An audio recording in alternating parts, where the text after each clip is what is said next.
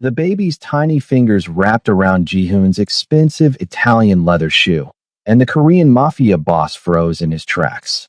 His sharp eyes, which had witnessed countless executions without flinching, widened in absolute shock as he stared down at the drooling infant currently using his leg as a climbing post. The child giggled, oblivious to the danger radiating from the man he was clinging to, and made another determined attempt to pull himself up using Jihoon's perfectly pressed pants. "What is this?" Jihoon's voice came out low and dangerous, each word dropping like ice into the pristine silence of his penthouse. The baby looked up at him with bright, innocent eyes and laughed again, as if this Korean Mafia boss was the most entertaining thing he'd ever seen. Those tiny hands gripped tighter, and Jihoon felt something he hadn't experienced in years: complete and utter confusion mixed with rising fury. Before we continue with this story, if you're enjoying this content, please hit that like button, drop a comment below, and subscribe to the channel. It really helps us grow and allows us to keep making these kinds of videos for you guys. Your support means everything.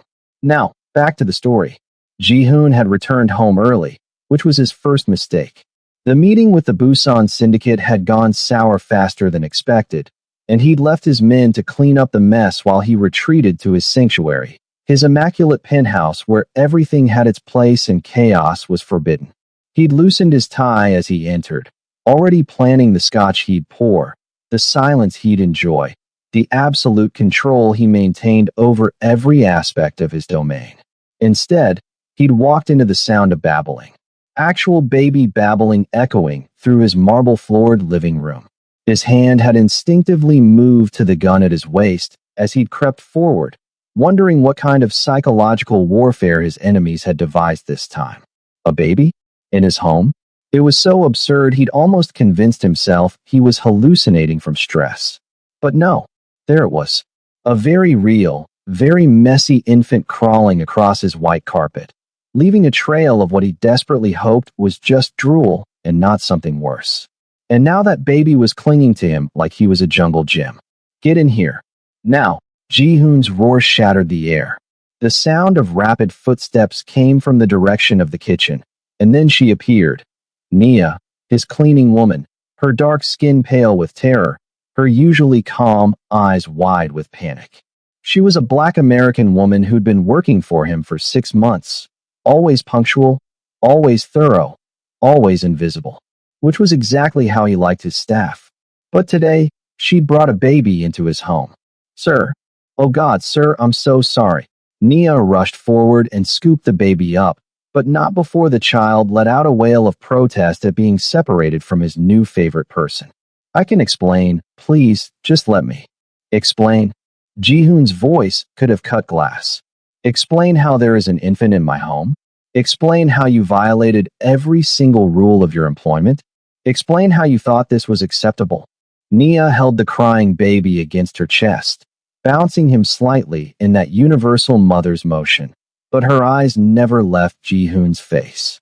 He could see her throat working as she swallowed hard. "The daycare called me this morning," she said, her voice shaking but trying to remain steady. "Emergency closure. Burst pipe. They said they'd be closed all week for repairs. I don't have family here in Korea, sir. No one to call. No one to help. I know I should have called in sick, but I already used my sick days last month when he had that fever. And I can't afford to lose this job. And I thought I could keep him quiet in the kitchen. I thought you wouldn't be home until evening. I thought." "You thought wrong." Jihoon's jaw was so tight it ached. "This is my home. My sanctuary. Not a daycare center. Not a playground. There are rules, and you broke them." The baby's cries intensified, and he began reaching over Nia's shoulder toward Jihoon, his little arms stretching out desperately.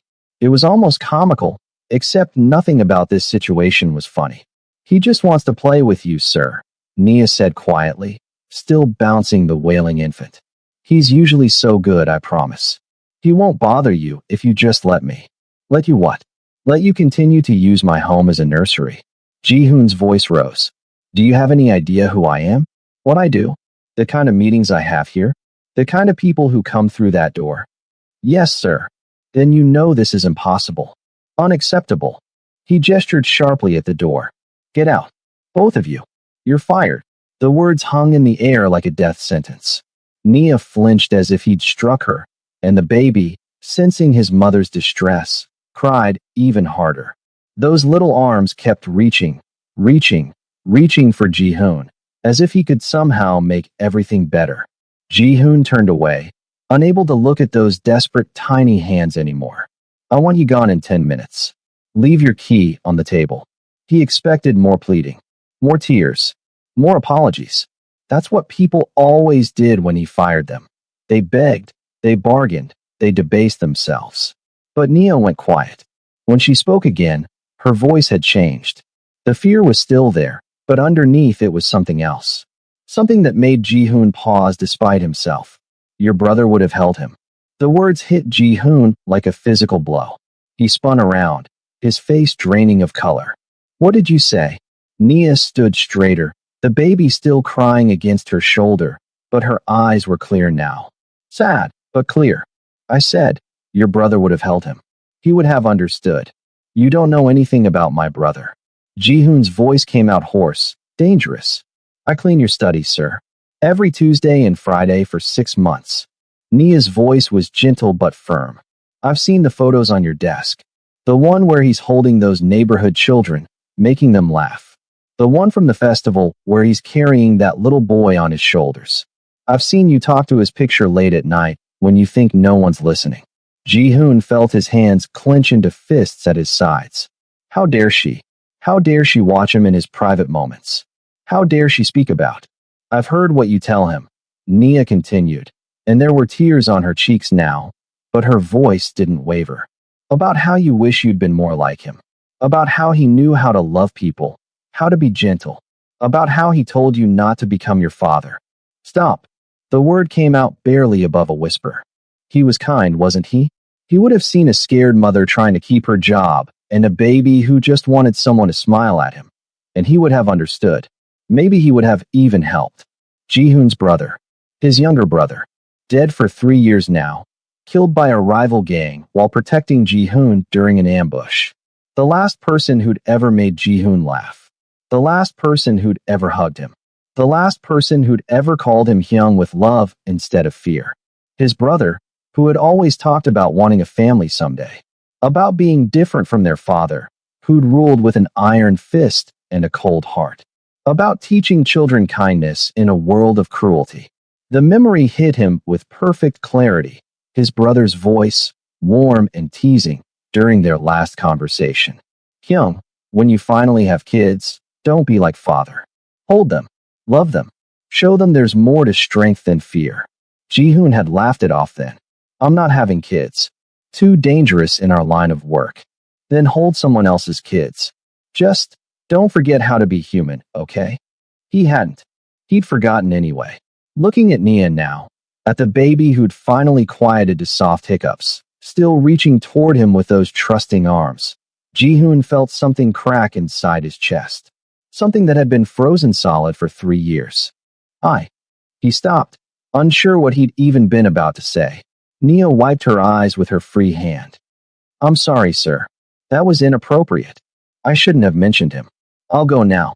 She shifted the baby to her other hip and moved toward the bedroom, where she'd apparently stashed her things. I'll leave my key. Thank you for the employment these past months. The pay was good. Fair. Ji-hoon stood rooted to the spot, watching her back as she walked away. The baby looked over her shoulder at him, those big eyes still hopeful, still reaching. Ji-hoon opened his mouth, then closed it again. What could he say? She was right. About everything. His brother would have held that baby. His brother would have told Nia to take the day off with pay. His brother would have probably spent the afternoon making the child laugh, would have asked about daycare options, would have helped. His brother had been everything Ji-hoon wasn't. Warm where Ji-hoon was cold. Open where Ji-hoon was closed. Alive where Ji-hoon was merely surviving. But his brother was gone, and Ji-hoon was still here, standing in his pristine penthouse, having just fired a single mother for the crime of trying to keep her job while caring for her child. He watched Nia disappear into the back room, heard the sounds of her gathering her cleaning supplies, her son's diaper bag, the few personal items she kept in the storage closet. The baby had gone quiet now, probably sensing his mother's resignation. Ji-hoon's legs felt heavy as he walked to his study. The photo Nia had mentioned sat exactly where it always did. His brother at the Cherry Blossom Festival, a neighborhood kid perched on his shoulders, both of them laughing at something off camera. Ji-hoon's brother had been 23 in that photo. He'd never made it to 26. What would you do?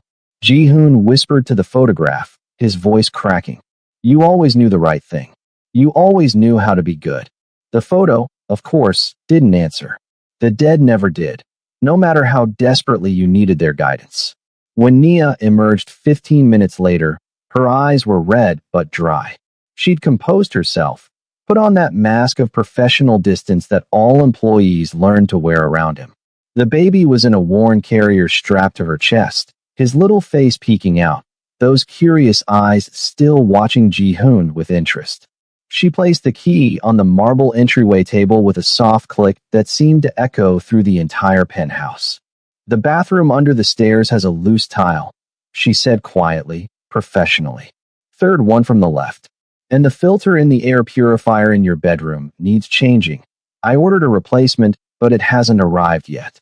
Should be here by Thursday. The new girl should know to check for it. Even now, even fired, she was trying to help. Trying to make sure her replacement would know what to do. Nia. Her name felt strange on his tongue. He'd never used it before.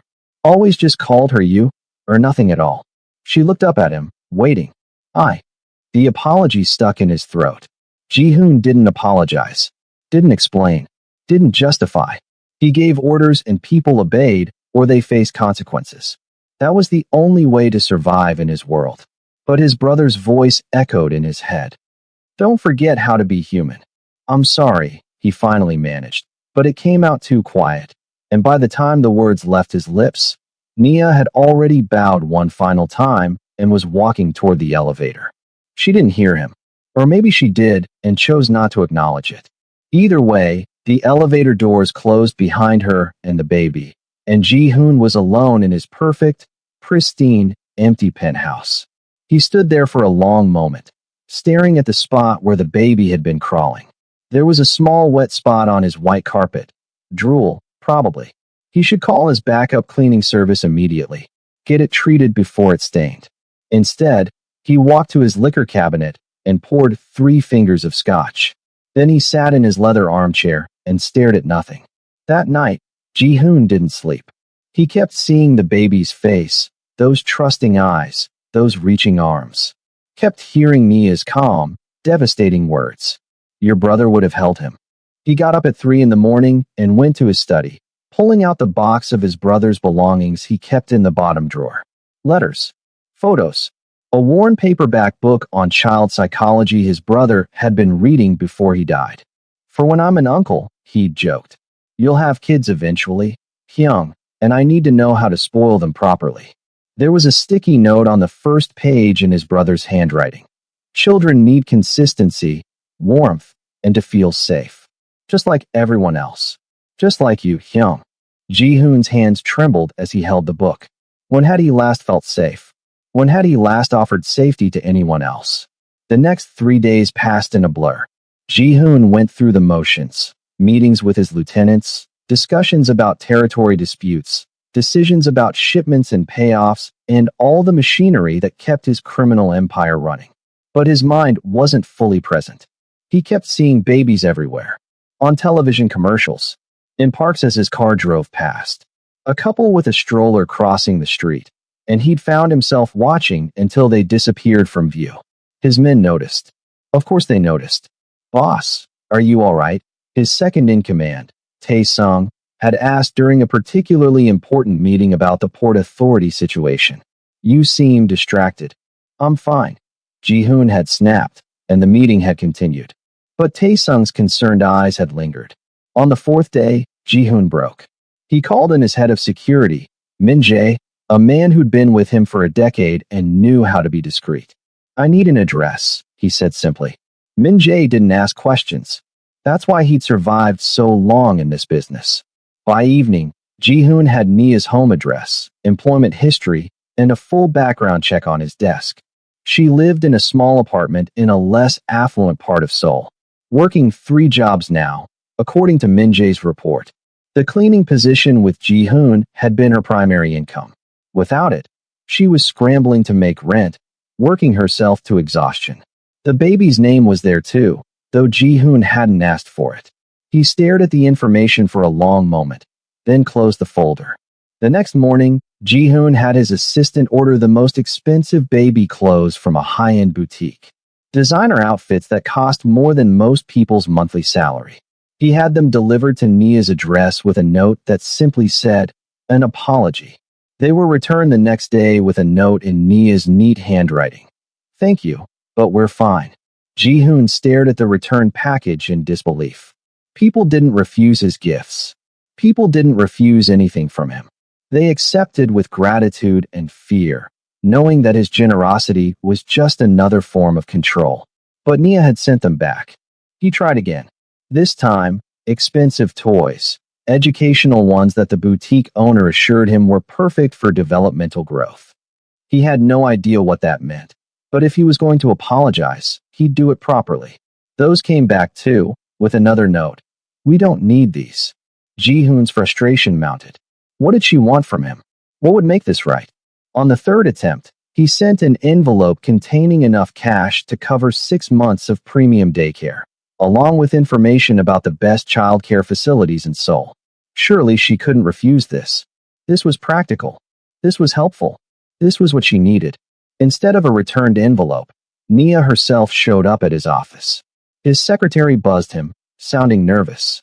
"Sir, there's a Nia Johnson here to see you. She doesn't have an appointment, but she says it's urgent. Send her in." Nia entered his office wearing the same worn jeans and simple shirt she'd always cleaned in, but she held her head high. The baby wasn't with her, probably with whatever cheap babysitter she could afford now. She placed the envelope on his desk, the cash still inside, unopened. "I don't need your guilt money, sir," she said, and her voice was steady, professional, but there was steel underneath it. "I needed my job. I needed respect. I needed to be able to provide for my son with dignity." "I'm trying to apologize," Ji-hoon said, and he heard the defensiveness in his own voice. "Then say the words." Nia's eyes met his directly.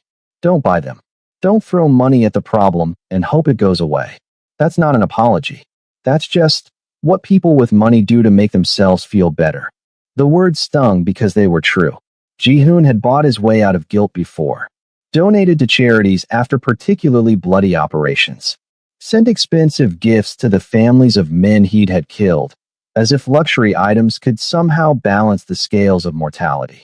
"I am sorry," he said, but Nia was already turning toward the door. "No, you're not. Not really. You're sorry you feel bad. That's not the same thing." She paused at the door, her hand on the handle. "Your brother would have said the words first. Meant them. Then maybe asked how he could help, instead of assuming he knew what we needed." The door closed behind her with a soft click, and Ji-hoon sat in his office, alone with his failure. He looked down at the envelope of cash, untouched, refused. A simple apology. That's all she'd wanted. Words. And he'd given her everything except that. He picked up his phone, almost called her back, then stopped. What would he say? That he'd spent 3 years building walls so high he'd forgotten how to speak like a human being? That saying, "I'm sorry," out loud, with meaning, felt like admitting weakness, and weakness got you killed in his world? That night, Ji-hoon found himself driving through the city with no destination in mind. His driver had offered to take him, but he'd wanted to be alone. The streets of Seoul blurred past, neon signs reflecting off rain-slicked pavement, and somehow, though he'd never admit it was intentional, he found himself in Nia's neighborhood. It was nearly 9 in the evening. He parked across the street from her building, a modest apartment complex that had seen better days. The lights were on in what his report said was her unit, 4th floor, corner apartment. He sat there in his expensive car, watching the warm glow of her windows, and felt like the world's biggest fool. What was he doing? Stalking his former employee?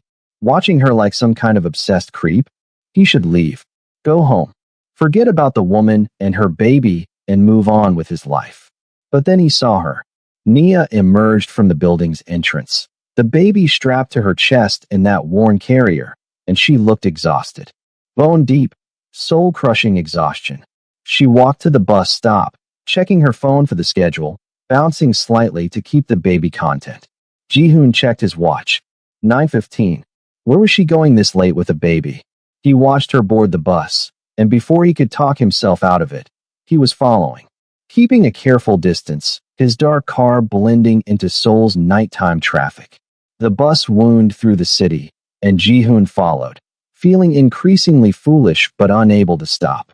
The bus stopped in a commercial district, and Nia got off. Ji-hoon parked and watched as she entered a 24-hour office building. He sat there for a moment, then pulled out his phone and called Min-jae. I need information on 157 Gangnam Avenue, the office building. What businesses operate there at night? Min-jae called back 10 minutes later. Mostly call centers and cleaning services for commercial clients. Night shifts. What? Ji-hoon hung up without answering. Nia was working a night shift cleaning office buildings, with her baby strapped to her chest because she couldn't afford childcare during these hours. While Ji-hoon sat in his penthouse drinking expensive scotch, she was scrubbing toilets and vacuuming conference rooms with an infant sleeping against her heart. Because he'd fired her. Because she'd committed the terrible crime of being a mother who needed her job. He sat in his car until almost midnight, when Nia emerged again, the baby now asleep in the carrier. She looked like she could barely stand, but she made her way back to the bus stop, checking the schedule with bleary eyes. Ji-hoon's hands gripped the steering wheel so hard his knuckles went white. His brother's voice echoed in his head, clearer than it had been in years. Don't forget how to be human, Hyung. He'd failed. He'd failed his brother. He'd failed Nia. He'd failed that innocent baby who'd only wanted to play, who'd looked at Ji-hoon like he could be someone worth trusting. The next day, Ji-hoon found himself doing something he hadn't done in years. He went for a walk. Not a purposeful walk to a meeting or a restaurant. Just a walk. Through the park near his penthouse, where families gathered on Sunday afternoons. And that's when he saw them. Nia was sitting on a bench, the baby in her lap, and she was singing to him. Her voice was soft and sweet, and the baby was giggling, clapping his little hands together. Despite everything, the exhaustion, the financial stress, the multiple jobs, she was smiling at her son like he was the most precious thing in the world. The baby saw Ji-hoon first. Those bright eyes lit up with recognition, and he started waving frantically, bouncing in his mother's lap with excitement. Nia looked up, saw Ji-hoon standing there, and her expression shuddered. She gathered the baby closer, protective, wary.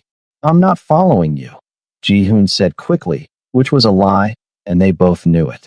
I mean, I am, but not in a. I just happened to be. He stopped, took a breath. He was Ji-hoon, leader of one of Seoul's most powerful crime syndicates, and he was stammering like a schoolboy. What do you want, sir? Nia's voice was polite but distant. The baby was still waving at him, making happy sounds, trying to lean toward Ji-hoon from his mother's arms. He remembers you, Nia said quietly.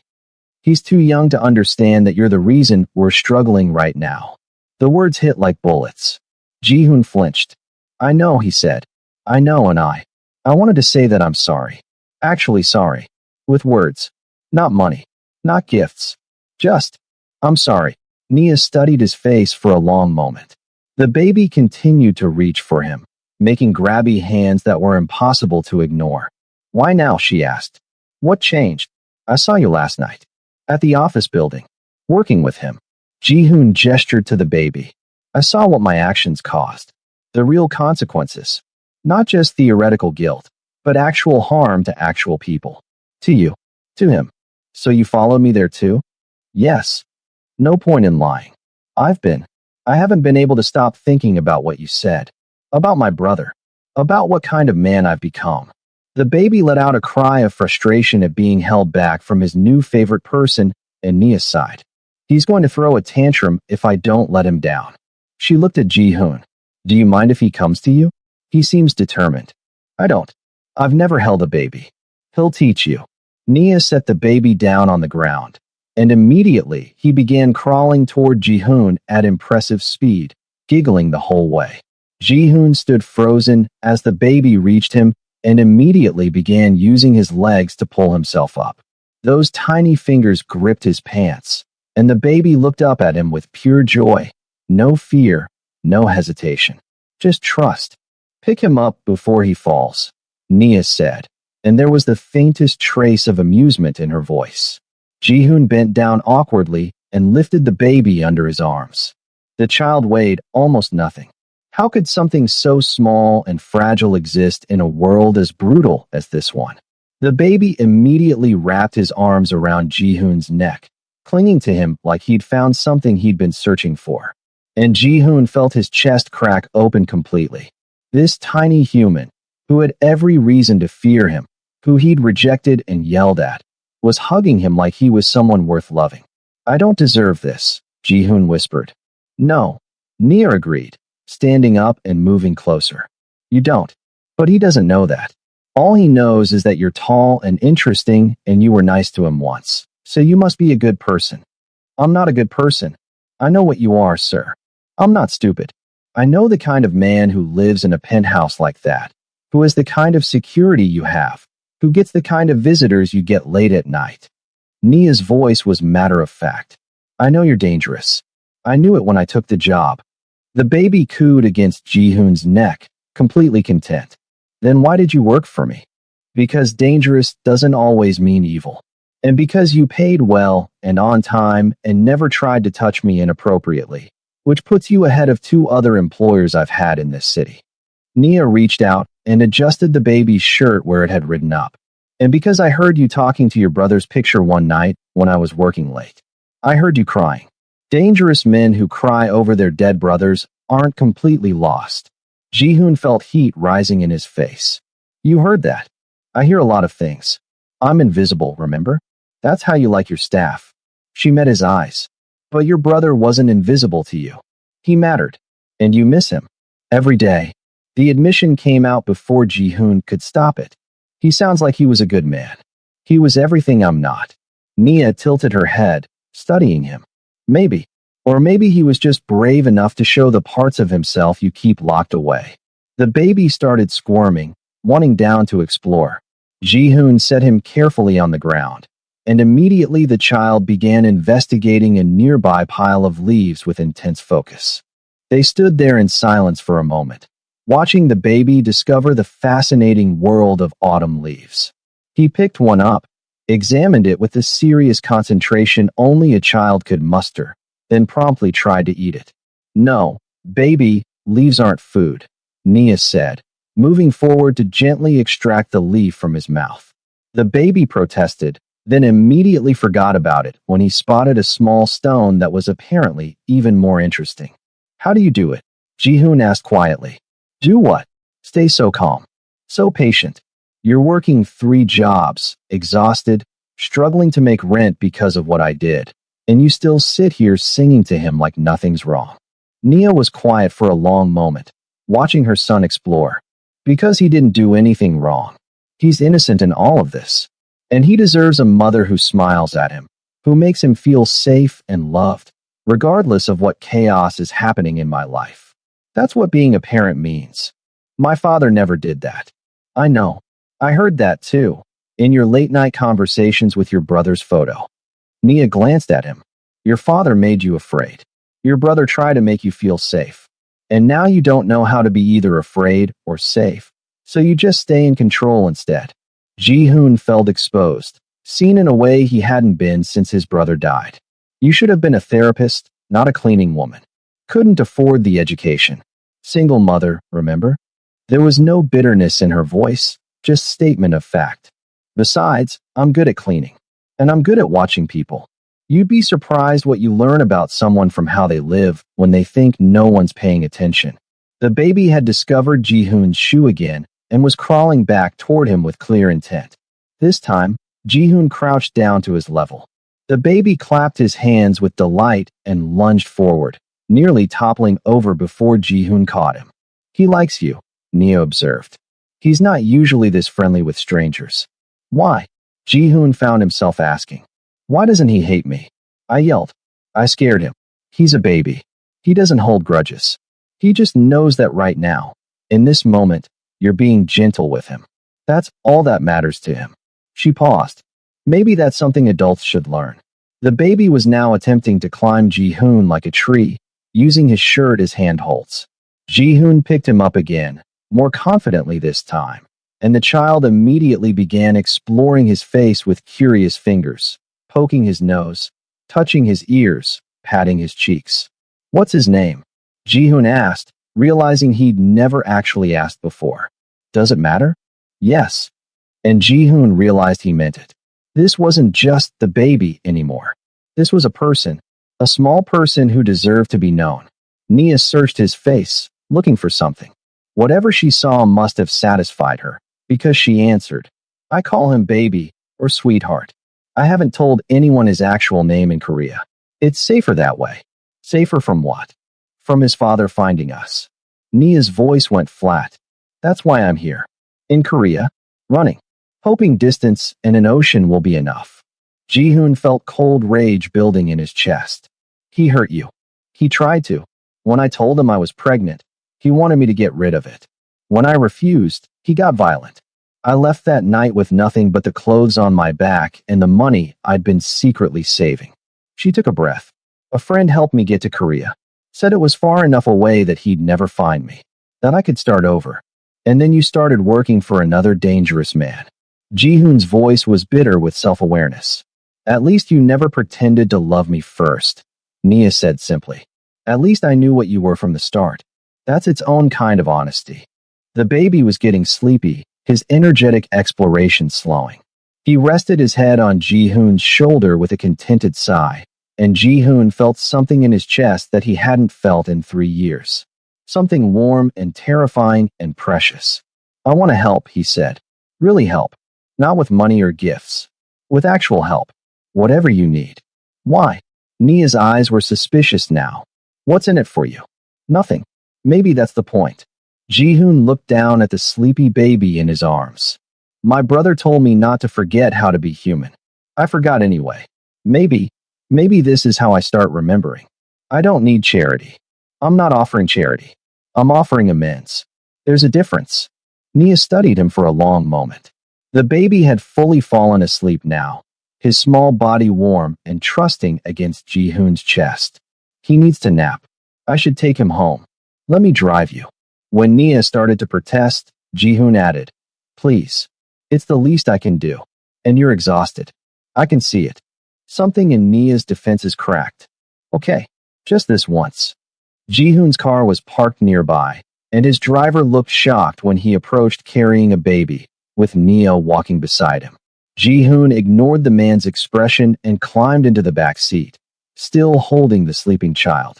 You can put him in his carrier, Nia said, climbing in beside him with the worn baby carrier she'd pulled from her bag. I don't want to wake him.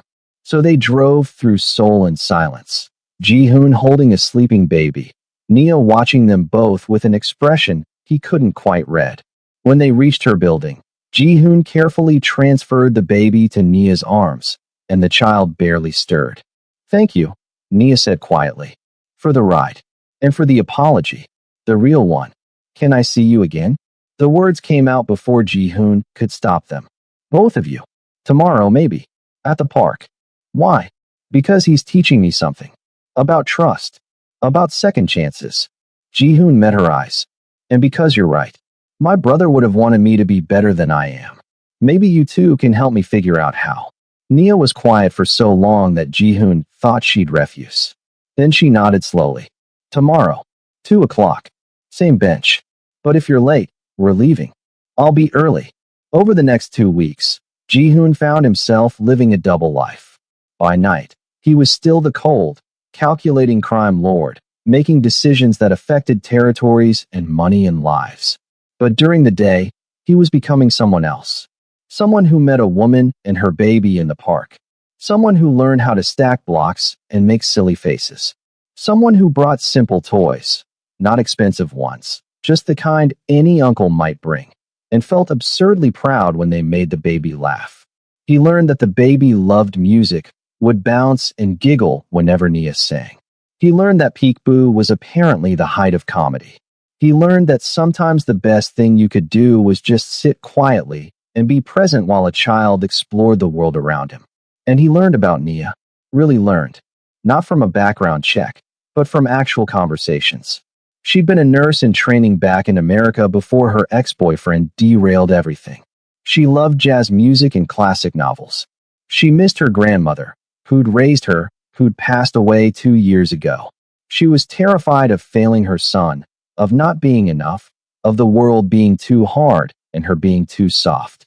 "You're not soft," Jihoon told her one afternoon while the baby napped in his stroller between them. "You're strong.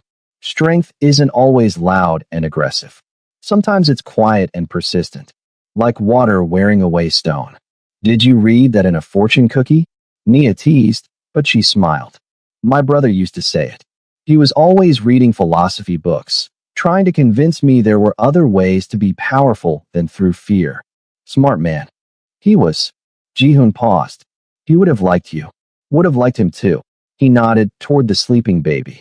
"Tell me about him," Nia said softly. "Your brother. Not the sad parts. The good parts." So Jihoon did. He talked about his brother's terrible singing voice and how he'd sing anyway, at the top of his lungs, just to make Jihoon laugh. About how he'd sneak sweets to neighborhood kids despite their father's strict rules.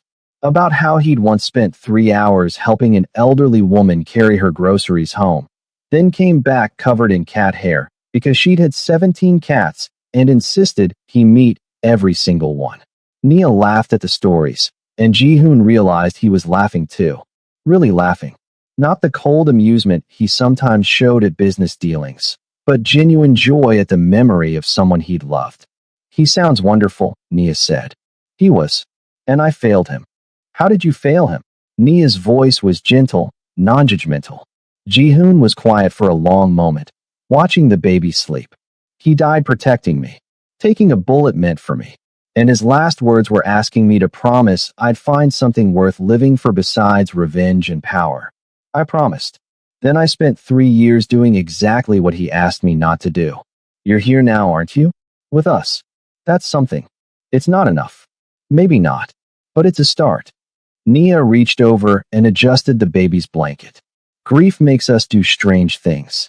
Makes us forget who we were, who we wanted to be. But it doesn't have to be permanent." The baby stirred, making small sounds, and then his eyes opened. He saw Jihoon immediately, and his whole face lit up with a smile so pure, so full of uncomplicated joy, that Jihoon felt his throat tighten. "Up," the baby said, his first clear word directed at Jihoon, arms reaching. "Up, up." "He's talking more," Nia said, pride evident in her voice. "Learning new words every day." Jihoon picked up the baby, who immediately wrapped his arms around his neck in what had become their ritual greeting. That fierce little hug that said, "I trust you. I choose you. I want you here. What do I do to deserve this?" Jihoon whispered against the baby's soft hair. "You show up," Nia said simply. "You're consistent. You're gentle with him. That's all kids really need. To know you'll be there, that you're safe. The rest is just details." Over the following days, their meetings became longer.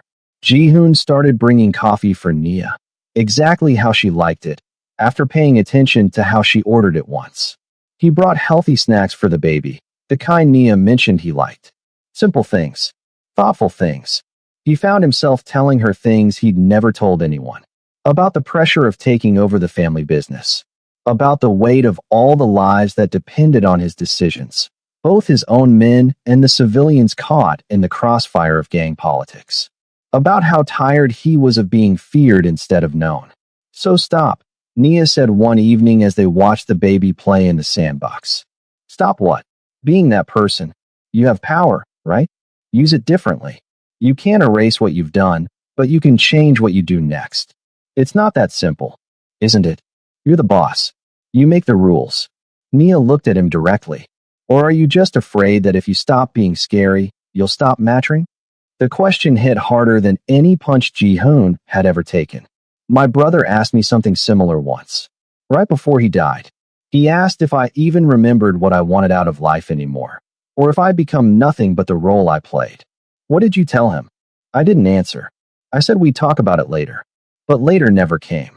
The baby had discovered a small toy truck another child had left behind and brought it over to Ji-hoon with great ceremony, placing it in his hands like a precious gift. Play, the baby demanded, settling himself in Ji-hoon's lap. So Ji-hoon played. He made truck sounds and rolled the toy around while the baby giggled and clapped. And for those few minutes, he wasn't a crime lord or a feared enforcer or a man with blood on his hands. He was just someone making a child laugh. When the baby got tired, he climbed up Ji-hoon's chest and rested his head against his shoulder, thumb in his mouth, completely content. Ji-hoon held him carefully, feeling the small heartbeat against his own chest, and thought about how fragile life was. How precious. How easily destroyed. I want to know you more, he said to Nia, the word surprising even himself. Both of you. Not just these afternoon meetings. I want to be part of your lives. If you'll let me. Nia was quiet, watching her son sleep in Ji-hoon's arms. Why? Really why? Not the pretty answer about your brother or being better. The real reason. Ji-hoon thought about lying. About giving her the answer that would make him sound noble or redeemed. But she deserved truth. Because when I'm with you too, I remember what it feels like to be human. To care about something beyond strategy and survival. To have someone look at me and see a person instead of a weapon. He looked down at the sleeping baby. And because he chose me, for no logical reason, with nothing to gain, he decided I was worth trusting. No one's done that in 3 years. Maybe I want to find out if he's right. And if he's wrong, if you're not worth that trust, then I'll spend however long it takes proving that I can be. Nia studied his face for a long time. Ji-hoon met her gaze steadily, letting her see whatever she needed to see. Finally, she nodded slowly. Okay, but I need you to understand something. My son comes first. Always. Before you, before your feelings, before any of this. If you become a danger to him, or if your world threatens him in any way, we're gone. No discussion. No second chances. We disappear and you never find us. I understand. Do you? Because I've run before. I can do it again. And your resources, your power. None of that matters if I'm motivated enough to protect my child. I would never hurt him. Either of you. Maybe not intentionally. But your life is dangerous. You said so yourself. Men in your position have enemies. And enemies look for weaknesses. She gestured to the baby sleeping peacefully in Ji-hoon's arms. This would be a weakness they could exploit. Then I'll protect you. Both of you. Whatever it takes. You can't promise that. You can't control everything, no matter how powerful you are. No, but I can try. And I can promise that I'll never use you or him as pieces in whatever games I play. You'll be separate from that world. Protected from it. Nia laughed, but it wasn't a happy sound. Nothing's separate from your world. That's the nature of power. It touches everything around it. Then I'll change my world. The words came out with a certainty that surprised Ji-hoon. My brother wanted me to. You're asking me to. Maybe it's time I actually tried. People don't change that easily. Maybe not. But people can grow, can learn, can choose to be different than they were. Ji-hoon looked at the baby in his arms. He doesn't know what I've done, who I've hurt, the choices I've made. When he looks at me, all he sees is someone who plays with him and makes him feel safe. Maybe I can become the person he thinks I am. The baby stirred slightly, making soft sleeping sounds, and instinctively Ji-hoon adjusted his hold, keeping him comfortable. The movement was natural now, after 2 weeks of practice. His arms had learned the weight and shape of this small life. You're different with him, Nia observed. Softer, more patient. I've seen you check your phone during our meetings. I know you're getting messages about business, probably urgent ones. But you never rush through our time together. You're present. This matters more. The admission felt vulnerable, dangerous. Whatever's happening in my other life can wait an hour or two. This can't. He's growing every day. Changing. I don't want to miss it. Why does it matter so much? Really? Ji-hoon thought about his answer carefully. Because for 3 years, I've watched people grow smaller in my presence. They see me and they shrink back, make themselves less, hide their true selves out of fear. But he grows bigger, more confident, more himself. He sees me and he expands, reaches out, demands more. It's like he's teaching me that I can be someone people move toward instead of away from. That's a lot of pressure to put on a baby. I know, but he doesn't feel the pressure. He just is. Authentic, present, trusting. Everything I've forgotten how to be. Nia was quiet for a moment. My mama used to say that children are mirrors. They reflect back what you give them. If you give them fear, they learn to be afraid. If you give them love, they learn to trust. Maybe he's showing you what you're capable of when you let your walls down. Your mother sounds wise. She was. Raised me alone after my dad left. Worked 2 jobs, never complained. Always made sure I knew I was loved and valued. Nia's voice went soft with memory. She would have liked you, I think. Once she got past the whole crime lord thing. She always believed people could change if they wanted to badly enough. Do you believe that? Nia looked at him for a long moment, then at her sleeping son cradled so carefully in Ji-hoon's arms. I'm starting to. Against my better judgment, but I'm starting to. They sat in comfortable silence as the sun began to set, painting the sky in shades of orange and pink. The park was emptying out, other families heading home for dinner. But neither of them moved. This moment felt too precious to rush. We should go, Nia finally said. He'll wake up cranky if his schedule gets too disrupted. Ji-hoon carefully transferred the baby back to Nia's arms, and the child barely stirred, just nestled against his mother with a contented sigh. As they walked toward the park exit, Ji-hoon found himself not wanting the afternoon to end. Can I see you tomorrow? He asked. You saw us today, and yesterday, and the day before that. I know, but I want to see you tomorrow too. Nia stopped walking and turned to face him fully. What are we doing here? Really? Because this is starting to feel like more than just you making amends or honoring your brother's memory. Ji-hoon's heart was pounding. He'd faced down armed rivals without this much fear. I don't know exactly what this is, but I know I don't want it to stop. I know that the hours I spend with you two are the best part of my day. I know that I check my watch constantly when we're apart, counting down until I can see you again. That sounds like. I know what it sounds like. Ji-hoon cut her off gently. And maybe that's terrifying for both of us. But it's the truth. We're from completely different worlds. You're a Korean crime boss. I'm a Black American single mother working 3 jobs to survive. This doesn't make sense. My brother used to say that the best things in life rarely make sense. They just feel right. Ji-hoon stepped closer. Does this feel wrong to you? Nia's breath caught. No, that's the problem. It doesn't feel wrong. It feels dangerous and complicated and potentially disastrous, but it doesn't feel wrong. Then give it a chance. Give me a chance. Not to be perfect or redeemed or anything I'm probably not capable of being. Just a chance to be in your life. To be someone who makes you smile instead of just someone who signs your paycheck. You don't sign my paycheck anymore. You fired me, remember? Then let me be something else. Something better. The baby woke up at that moment, looking between them with sleepy, curious eyes. He reached out for Ji-hoon, making his demanding up sound. He's choosing for both of us, Nia said with a slight smile, handing the baby over. The baby immediately cuddled against Ji-hoon's chest, and Ji-hoon felt that now familiar warmth spread through him. Smart kid. Too smart sometimes. But Nia's eyes were soft as she watched them together. Okay, tomorrow.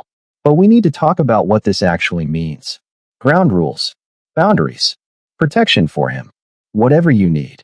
I need honesty. Complete honesty. About your world. About the dangers. About what being connected to you could mean for us. Ji-hoon nodded. You deserve that. Tomorrow. I'll tell you everything.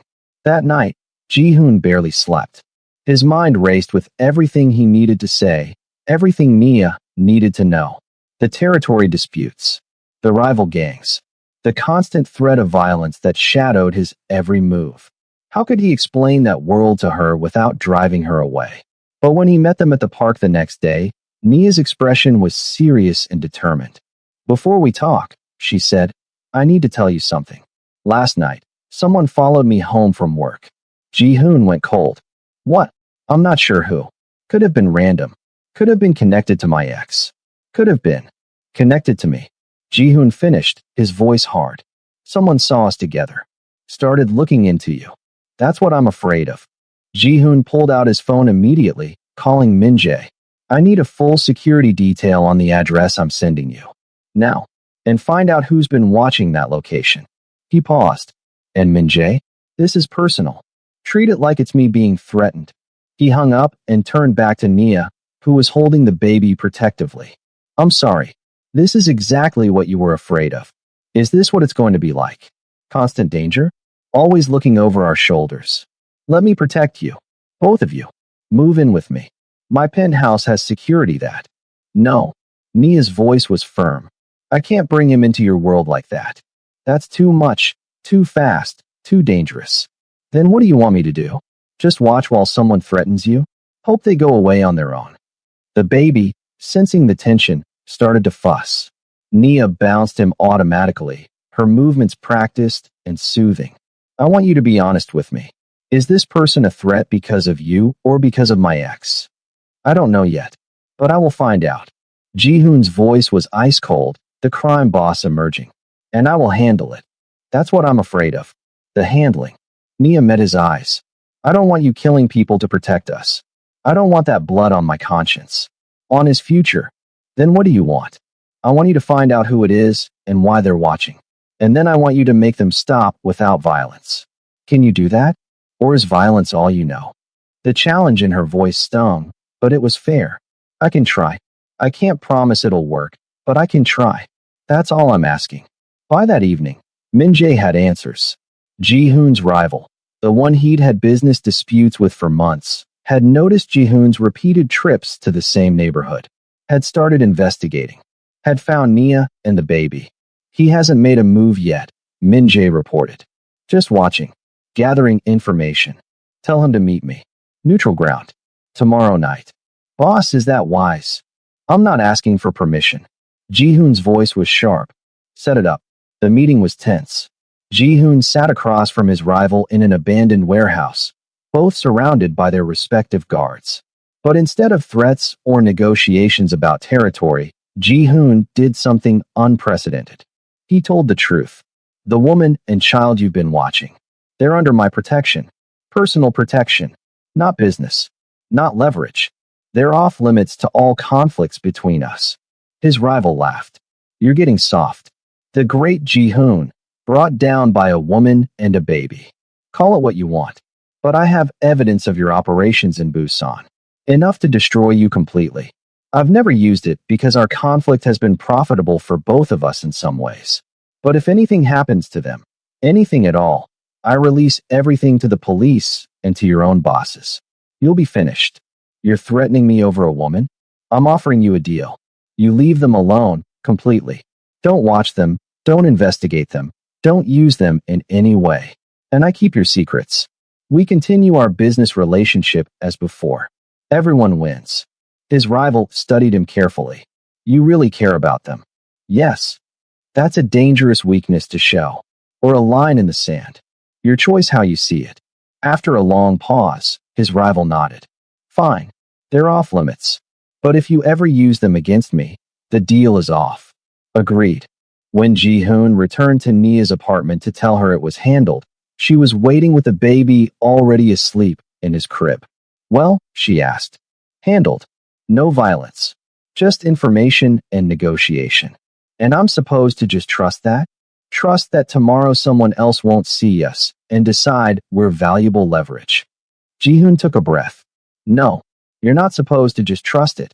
You're supposed to let me prove it. Day by day, choice by choice. Let me show you that I can be different. That I can protect without destroying. Nia was quiet for a long time. Then she made a decision that changed everything. Okay, but we do this my way. Slow. Careful. You earn our trust, you don't buy it or demand it. And the first sign that your world is hurting him, we're done. Understand. I understand. Over the next month, Jihoon kept his word. He showed up every day. He was patient with the baby's moods and Nia's boundaries. He learned their routines and respected their space. He brought groceries instead of expensive gifts. He helped with laundry instead of sending money. He became part of their lives in small, meaningful ways. And somewhere in those ordinary moments, teaching the baby to stack blocks, making Mia laugh with his terrible attempts at cooking, reading bedtime stories in his accented English, Ji-hoon fell completely in love. Not with the idea of them, but with who they actually were. With Mia's quiet strength and sharp wit. With the baby's fearless joy and unconditional trust. With the family they were building together, imperfect and complicated and absolutely right. The transformation wasn't dramatic or sudden. It was gradual, built on 1,000 small choices to be better, to be present, to be worthy of the trust they were giving him. And slowly, Ji-hoon became the man his brother had always believed he could be. Someone who protected through love instead of fear, who built instead of destroyed, who chose connection over control. The black cleaner's baby had clung to him that first day, seeing something in Ji-hoon that he'd forgotten existed. And in teaching Ji-hoon how to love again, that baby and his mother saved him in ways they'd never fully understand. Because sometimes redemption doesn't come from grand gestures or dramatic moments. Sometimes it comes from simply showing up, being present, and choosing to be better than you were yesterday. This story reminds us that we are never too far gone to change, never too broken to heal, and never too lost to find our way home. It teaches us that children see the best in us before we see it in ourselves, that single mothers are warriors who deserve respect, not pity, and that family isn't always about blood. Sometimes it's about who chooses to stay when they could easily walk away. Love, in its purest form, isn't about perfection. It's about showing up consistently, honoring your promises, and being brave enough to let your walls down even when it terrifies you. Thank you so much for watching this story. If it touched your heart, please leave a comment below about what resonated with you most. Hit that like button and subscribe to the channel so we can continue bringing you these kinds of meaningful stories. Your support helps us create more content that matters. Until next time, remember, you're always one choice away from becoming the person you were meant to be.